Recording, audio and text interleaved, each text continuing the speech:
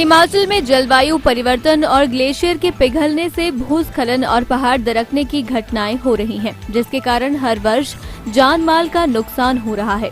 Glacier क्यों पिघल रहे हैं और जलवायु में परिवर्तन के क्या कारण हैं?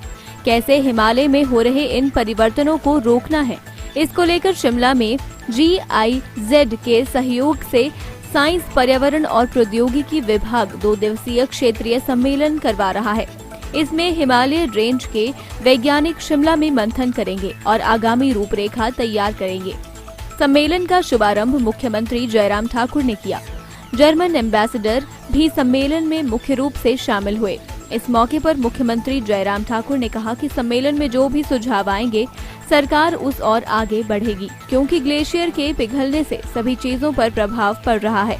प्रसिद्ध विशेषज्ञ सोनम वांगचुक ने भी जलवायु परिवर्तन और ग्लेशियर के पिघलने के कारणों पर अपने सुझाव दिए और इस सम्मेलन में काफी अहम करार दिया। महत्वपूर्ण विषय पर ये वर्कशॉप यहाँ पर आयोजित की गई है और मुझे इस बात की खुशी है कि जर्मन एम्बेसडर इस कार्यक्रम में हमारे बीच में पर आए हैं। सबसे बड़ी बात है कि जो हिमालयन रेंज में जो ग्लेशियर जो पिघलते जा रहे हैं, उनका आकार छोटा होता जा रहा है और उसका इम्पैक्ट जो है बाकी सारी चीज़ों पर है। और उसमें सबसे बड़ी बात यह है कि सबसे बड़ी बात उसमें ये है कि जो ग्लोबल वार्मिंग का इम्पैक्ट आ रहा है, उसके कारण कमर थोड़ा नीचे रखा है। तो इसलिए मैं आप सबके बीच में इतना ही कहना चाहता हूँ कि इस वर्कशॉप के माध्यम से बहुत महत्वपूर्ण सुझाव यहाँ पर आए हैं। हम इस सुझाव के माध्यम से आगे बढ़ेंगे, क्या बेहतर कर सकते हैं उसको करने की कोशिश। सर, क्लाइमेट चेंज रिलीज किया है और मुझे लगता है कि वो बड़ा यूजफुल रहेगा, बहुत महत्वपूर्ण रहेगा। सर, क्लाइमेट चेंज पर एक स्क्रैपिंग पॉलिसी, उस पर भी काम कर रहे हैं। ठीक है, थैंक यू। और लाहौल स्पीति हमारा एक जैसे ही पर्यावरण है, तो बर्फ़ का कम होना चिंता का विषय है। बरसात का ज़्यादा होना चिंता का विषय नहीं है। बरसात का मतलब है पानी आ रहा है। पानी का आना किसी रेगिस्तान में तो खुशी की बात है। बात इतनी है कि उस पानी को अगर हम ढंग से रोक सकें और फिर अपने काबू में ला सकें तो वो एक वरदान है। अगर वो नहीं कर सके और पानी जैसे ही गिरे, वो गिर के हमें बहा के ले जाए, तो उसे बाढ़ कहते हैं, वो आपदा है। तो हमें ज़रूरत इसकी है कि हम अपनी ज्ञान बढ़ाएं, तकनीकें बढ़ाएं और पहाड़ों में ही ऐसे पौधे जो कि प्राकृतिक रूप से ऐसे पहाड़ों में उगते हैं, जैसे जूनिपर हुआ, वाइल्ड रोज हुआ, उनको अगर बड़ी संख्या में उगाते हैं तो जब बारिश बढ़ेगी, जलवायु परिवर्तन के कारण बारिश बढ़ेगी, मगर उसके लिए अगर हम पहले से तैयार हों और हमने पौधे लगाए हों तो वो उसे जज्ब करेगी और फिर धीरे धीरे पूरे साल भर छोड़ती रहेगी। तो इससे ये एक समाधान होगा, समस्या नहीं।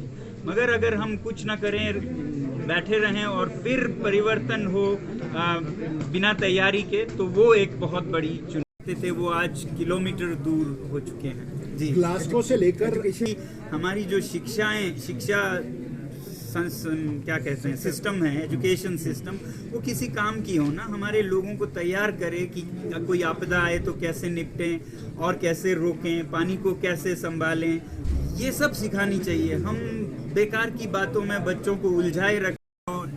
डेथ है वो 26वें नंबर पे है। पहला, दूसरा, तीसरा है जलवायु से, लाइफस्टाइल से। जीवन शैली ही हमारी हिंसक बन गई है। आज हमारे गाड़ियों और इंडस्ट्री के कारण 70 लाख से करोड़ लोग मर रहे हैं, जो कि पहली और दूसरी जंग के बराबर है।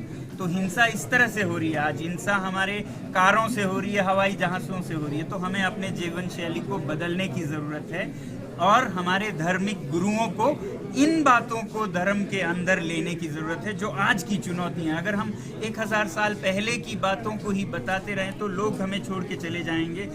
हमारे मस्जिदों में, मंदिरों में आने वाले पीढ़ी के लोग नहीं आएंगे, क्योंकि समस्या कुछ और है और बात कुछ और। तो जलवायु, प्रकृति, इन सब बातों पे हमारे मजहबों को भी बोलने की जरूरत है। ग्लासगो में COP26 हुआ था, कार्बन। तो ये सोचता हूँ कि जो जिम्मेदार हैं इनको प्रदूषण फैलाने के, उनको पे करना चाहिए। वो चाहे वो कार्बन क्रेडिट से करें या ग्रांट से करें, मगर जो हिमाचल के लोग हैं या लद्दाख के लोग हैं जो बाढ़ों को जूझ रहे हैं, बाढ़ों से, उनका ये नहीं है गलती। तो जिनकी गलती है उनको पैसे भी देने चाहिए। A threat for the nature and livelihood in this state, but in many other states. I travel in a lot of states in India, and I see it everywhere. The impact of climate change is visible either through a prolonged and a heavy monsoon, or through droughts or mudslides and other things. Now, your state is especially vulnerable for this because you live from hydro energy, you live from agriculture and from tourism.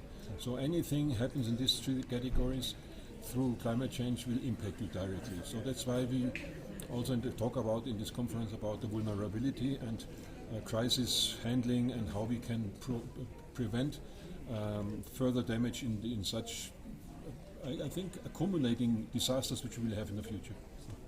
Thank you. Divya Himachal TV के लिए शिमला से दीक्षा शर्मा की report.